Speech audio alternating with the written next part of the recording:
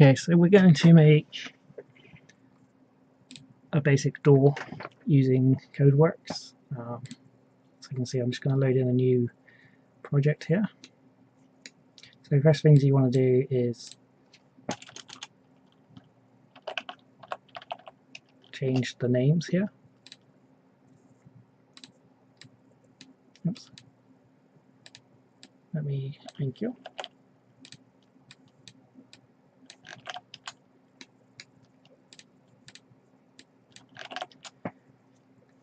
The first thing you should do with any project is make sure you change the names, otherwise when you come to save your script it will not run because it does not understand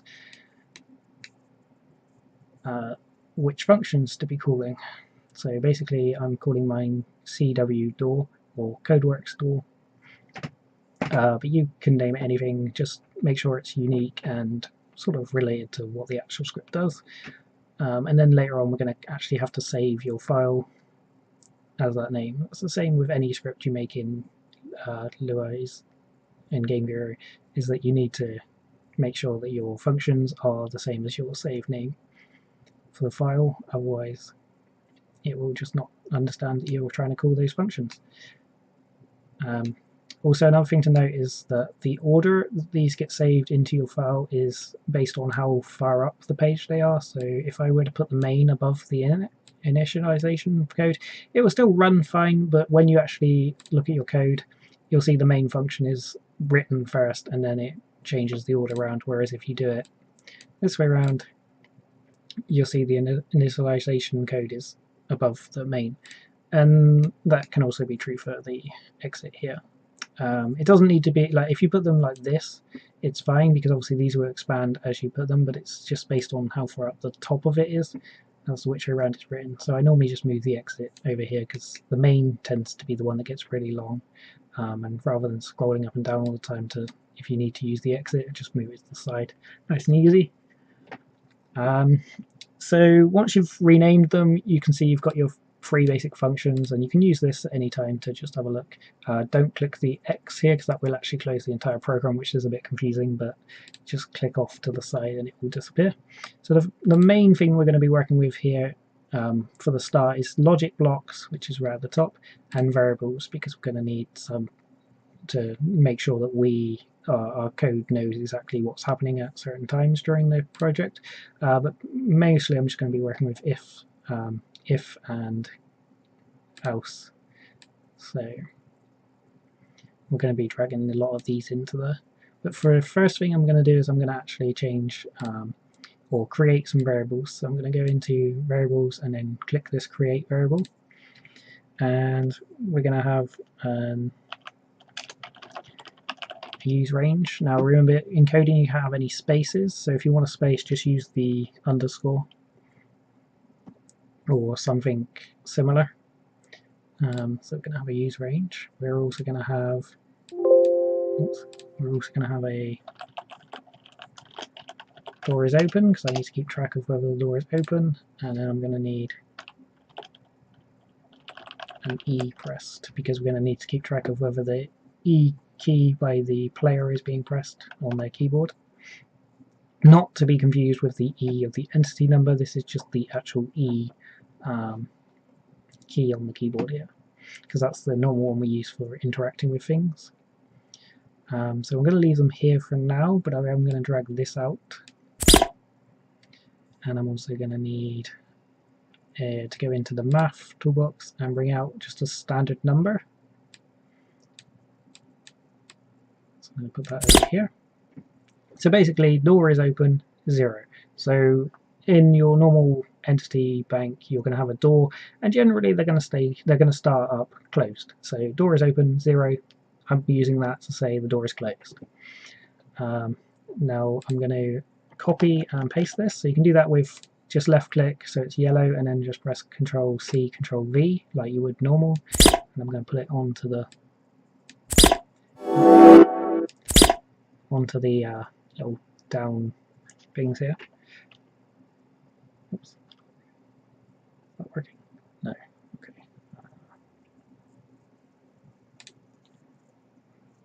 Bear with me a minute. I'm just going to turn down this volume. Okay, so as I've duplicated this, obviously I don't need it to be door is open twice. What I'm going to do is do E pressed to 0, and I'm going to duplicate this. You can do it also by just right clicking and then press duplicate. Just make sure that you do actually attach it. And I'm going to change this one to use range. And this is the same as in scripting, so the ranges here are just something you'll get used to when you're playing around with Game Guru. The sort of minimum you'll go to is between like 60 and 70 for smaller objects, and obviously the bigger your objects are, you're going to be, the minimum's going to be bigger, but around 150 is about average for something that you want to just sort of get fairly close to and be able to interact with, somewhere in that range. But you can play around with that value here and just change it to whatever you feel comfortable with. So basically that's just going to be like, if we're nearby the door, we're going to interact with the door, sort of thing. So in that logic, we're now going to actually add our logic. So this is the if logic block that I got earlier, and we're basically going to get this one as well, which is to compare two values, because what we're going to do now is we're going to say if the player is nearby the door, then do stuff. So we're going to grab that. Let me see, it's this one. So we're going to drop down this global variables, and we're going to get the player distance, and we're going to put it in this little empty spot here. And we're going to drop this down to a less than, because we want to be if the player is less than. And we're going to grab this use range from the variables that we set up earlier.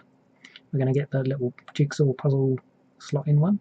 So now we know if the player is less than the use range. So if the player is closer than 150 that we set earlier, then we know that we're nearby the door, and so we should be interacting with the door. I'm going to copy, and actually I'll tell you what I'll do is I'll drop one of these down here, and then I'm just going to copy and paste that, because I'm going to use a lot of if blocks, so I'll keep that one over here for now. We can go in here and have a look at this. So we've just basically set up our use range and our distance here, and so it's just, you can see it's just a bunch of words basically just right in here. It's not very easy to understand if you're new to coding, but hopefully this visual editor is making a bit more sense. So if we're nearby the door, then obviously we're going to start interacting with the door. So on that, now we're going to go to under the global variables again, we're going to go to input, and we're going to press the E. So we also want one of these again, so we're going to drop this down here. Okay, and we're going to drop that in there. So basically if E is being pressed, or if it's equal to, and then we're going to grab this, just the end block here, put that in there, change it to a 1. So if E is being pressed, then we know that we are now interacting with the door. One thing I'm going to do here is I'm going to click this gear icon inside this if, and I'm going to, this is the bit that's actually active at the moment, and this is like the extra bits that you can add in the darker grey. It's probably a little bit difficult to see, but it's slightly darker. I'm just going to drag an else over to here, and then I'm going to click the gear again, and it's basically just added an else down here. So we've got, if this condition is true, then we'll do stuff in this bit, and if it's not true, we'll do stuff in this bit. Okay, so now that we have that, we're going to grab one of these again, and we're going to put it in here. So if we are pressing E, then the next thing we want to know is whether the door is open or closed. So we want one of these little blocks again. I'm just going to drag that one out because it'll go in there fine. I don't want that one though. I can just change this over here. So door is open, and then I'm going to change this equals to, I'm going to put it as a 0, I think. So I'm just going to grab this 0 up here, paste it in here. Okay, so basically we press, if E is being pressed, actually I don't want this one yet. What I want in here is if E isn't being pressed previously, because we don't want the code to be running like constantly while the E is being pressed down. We want it just to run once. So this little trigger here is just to tell us that the E wasn't previously being pressed, so in that case it now is being pressed.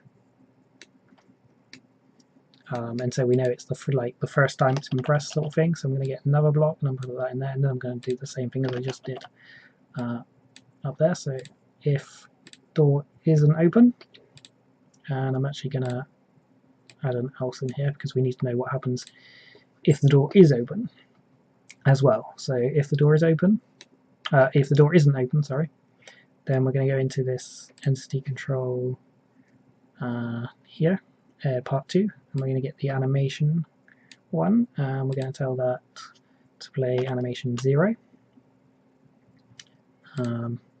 And we're also going to need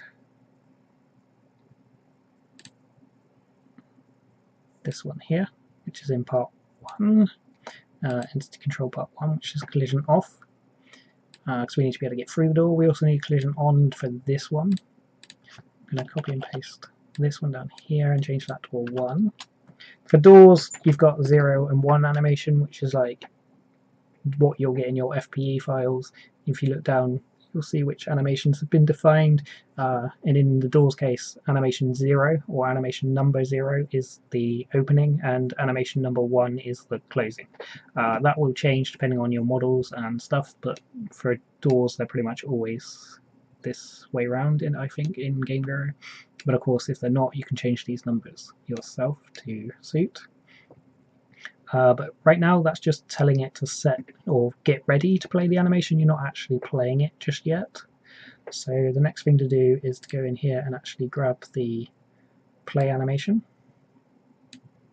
So I've put that outside of this block because it doesn't matter whether the door was open or closed. We're actually just going to play whichever animation it's now been changed to. So it doesn't go in either of these blocks. I mean, if I put it in the block, I'd have to put it in both. So just to save a little bit of duplicated lines, we're going to put it in just below that. So the next thing to do is also we're going to play a sound when that happens as well.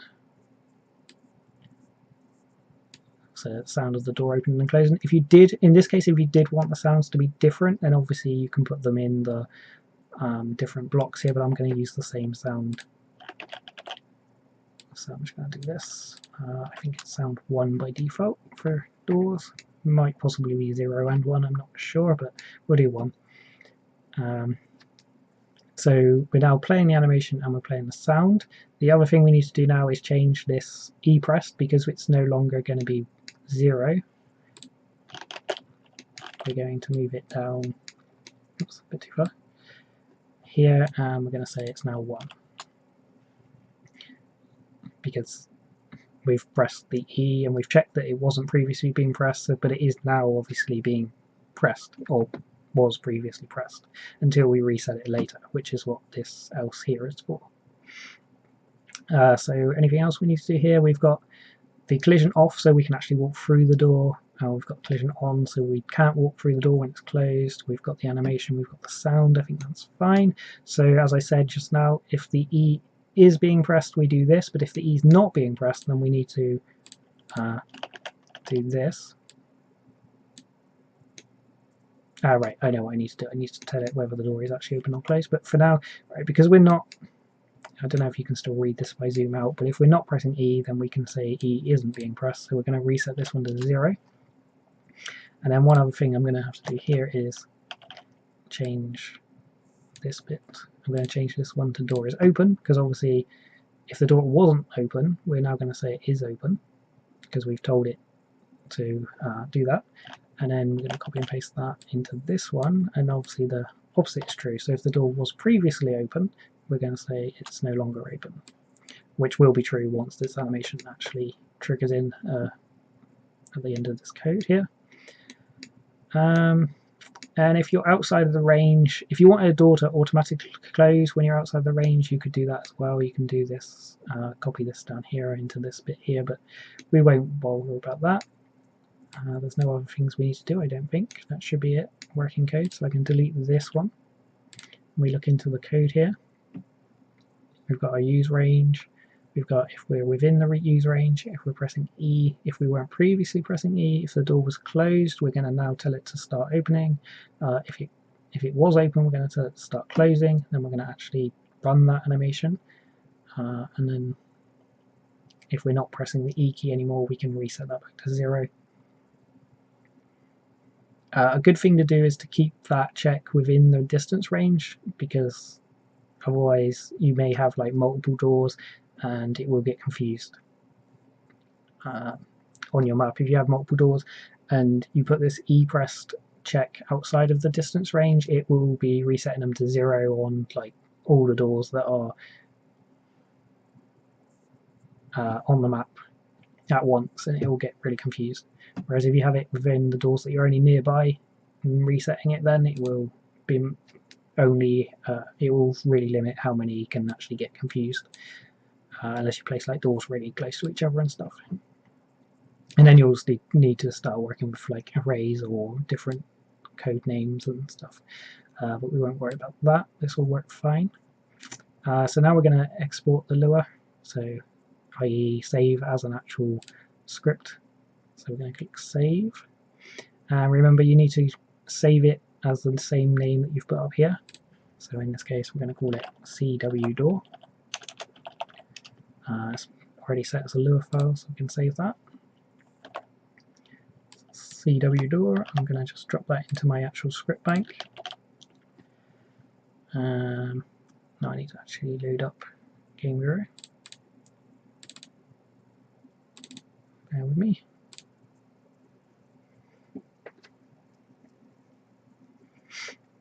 Forgot I'd closed it.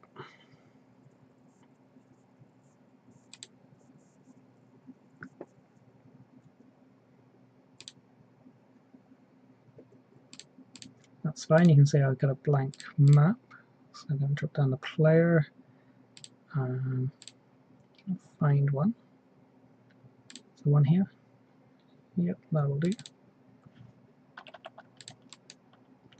Okay, so we're going to have to assign that script as well.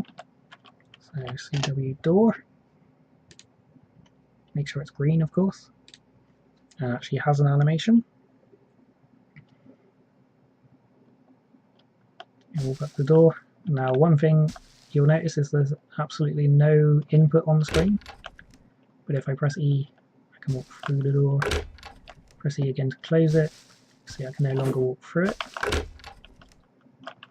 And I can open it when I can walk through it when it's open. So as I say, there's no input at the moment, so we're going to have to fix that.